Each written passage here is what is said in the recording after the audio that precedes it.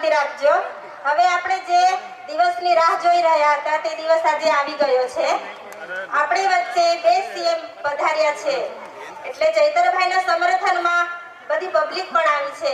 એટલે આ સભામાં ઉપસ્થિત દિલ્હીના મુખ્યમંત્રી માનનીય શ્રી અરવિંદભાઈ કેજરીવાલ સાહેબ, પંજાબના મુખ્યમંત્રી શ્રી માન ભગવંત સાહેબ આપણી સભામાં હાજર છે। હવે દુઃખ સાથે કહેવું પડે છે કે આપણી વચ્ચે ધારાસભ્ય તો નથી, પણ હું જ્યારે 2 દિવસ પહેલા મુલાકાત માટે ગઈ હતી તો સાહેબ દ્વારા મેસેજ આપવામાં આવ્યો છે, ભલે હું ત્યાં હાજર નથી પણ મારા વતી મારા લોકોને મેસેજ પહોંચાડજો। એ વતી હું આજે એટલે આપણા જે લોકોને મેસેજ પહોંચાડવા કીધો છે આપણા ધારાસભ્યએ, ભલે તે જેલમાં છે આજે, પણ એમણે તમને બધાને મેસેજ આપવા કીધો છે। એટલે આજે હું તમને મેસેજ સંભળાવીશ। ચૈતરભાઈ નથી પણ એમના વતી હું તમને સંભળાવીશ, તો થોડી શાંતિ રાખજો અને શાંતિથી સાંભળજો। આ સાહેબનો મેસેજ છે એટલે હું તમને સંભળાવું છું, તો થોડી શાંતિ રાખજો। આપણા લોક લાડીલા ધારાસભ્યનો મેસેજ છે એટલે તમે બધા સાંભળજો। મારા લોકોને મારો સંદેશ। આમ આદમી પાર્ટીના રાષ્ટ્રીય સંયોજક દિલ્હીના મુખ્યમંત્રી શ્રી અરવિંદ કેજરીવાલજી, પંજાબના સરદાર મુખ્યમંત્રી શ્રી ભગવંત માન સાહેબજી, મહાસચિવના સંદીપ પાઠકજી, પ્રદેશ પ્રમુખ ઈસુદાન ગઢવી, પૂર્વ પ્રમુખ ગોપાલભાઈ ઇટાલિયા, મહામંત્રી મોનજભાઈ સરાઠિયા, કાર્યકારી પ્રદેશ પ્રમુખ, ધારાસભ્યશ્રીઓ, તમામ પદાધિકારીઓ તેમજ મોટી સંખ્યામાં અહીં ઉપસ્થિત યુવાનો, વડીલો અને માતા બહેનોને ચૈતર વસાવાના જય આદિવાસી, જય જોહાર। 2 મહિનાથી આપની વચ્ચે આપના સુખ દુઃખના પ્રસંગોમાં હાજર નહીં રહેવા બદલ આપ સૌની હું માફી ચાહું છું। 2022ની ગુજરાત વિધાનસભાની ચૂંટણીમાં 1 લાખથી પણ વધુ મત, 56% મત આપીને આપ પાર્ટીએ મને મારા પર ભરોસો રાખી અને વિશ્વાસ મૂકવામાં આવ્યો। ત્યારથી બીજા ધારાસભ્યની જેમ ઘરે બેસી રહેવા કરતા હું અને મારી ટીમ સતત લોકોની વચ્ચે રહીને લોકોની સમસ્યાઓને વાચા આપવાનું કામ કરી રહ્યા છે। ચૂંટાયા પછીના 1 વર્ષના સમય દરમિયાન લોકોને ન્યાય અપાવવા સડકથી સદન સુધીના સરકાર સામે બાયો ચઢાવીને મેં અવાજ ઉઠાવ્યો છે।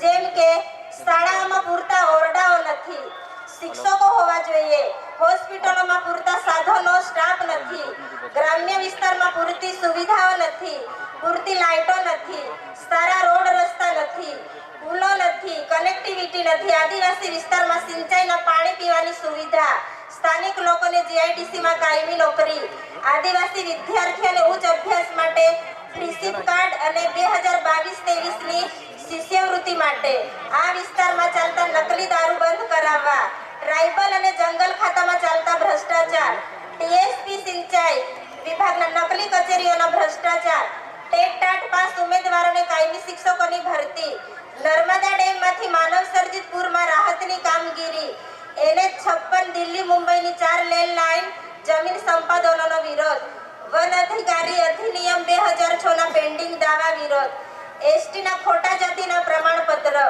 યુસીસી, મણિપુરની હિંસાનો વિરોધ, પેસા એક્ટ, અનુસૂચિ 5ની ચુસ્ત અમલવારી, સ્ટેચ્યુ ઓફ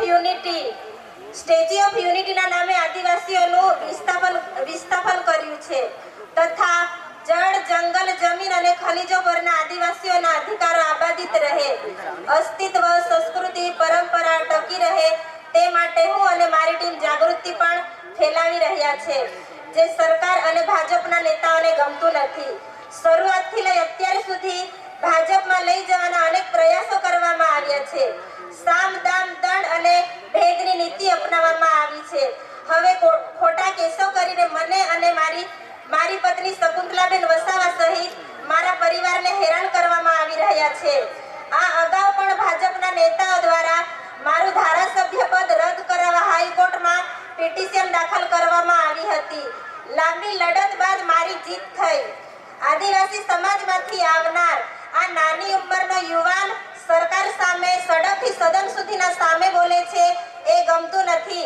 તેથી તેનો અવાજ દબાવી દેવા માટે ભાજપમાં રહેલા આપણા સમાજના નેતાઓ પણ જાણે છે, છતાં હાથો બની રહ્યા છે, સમાજ માટે ખુલીને બોલવા તૈયાર નથી. 2024ની લોકસભાની ચૂંટણી નજીક હોવાથી 2019ની જેમ ચૂંટણી પતે ત્યાં સુધી ભાજપ સરકાર મને જેલમાં રાખવા મથે છે, પરંતુ મને દેશના સંવિધાન અને ન્યાય પ્રણાલી પર પૂરો વિશ્વાસ છે. અમારી સાથે ન્યાય થશે.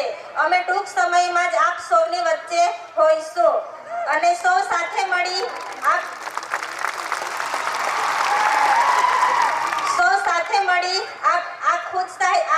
તાનાશાહી સરકારને લોકસભામાં હરાવીશું. અમે આદિવાસીઓના સંતાન છે. અમારા પૂર્વજોએ અંગ્રેજોની ગુલામી પણ સ્વીકારી નથી. અમે ક્યારે ડરવાના નથી. આદિવાસી સમાજ અને ગુજરાતની પ્રજા માટે અમારો સંઘર્ષ ચાલુ રહેશે. છેલ્લા શ્વાસ સુધી લડીશું.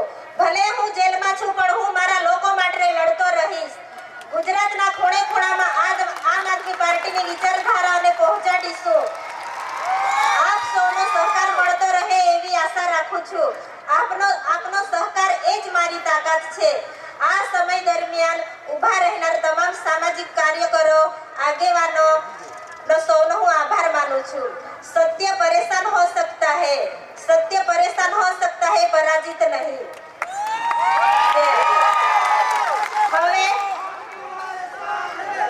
આજે આપણને જે બંને સીએમ મળવા માટે આવ્યા છે એમને પણ આપણા બધા વતી મેં વિનંતી કરી છે કે જલ્દીથી જલ્દી અમને ન્યાય મળવો જોઈએ અને શકુંતલાબેન અને ચૈતરભાઈ સાથે બીજા પણ લોકો છે એ લોકોને જેલમાંથી જલ્દીથી મુક્તિ મળે એ માટે મેં આપણા બધા વતી સાહેબને મેં રિક્વેસ્ટ કરી છે.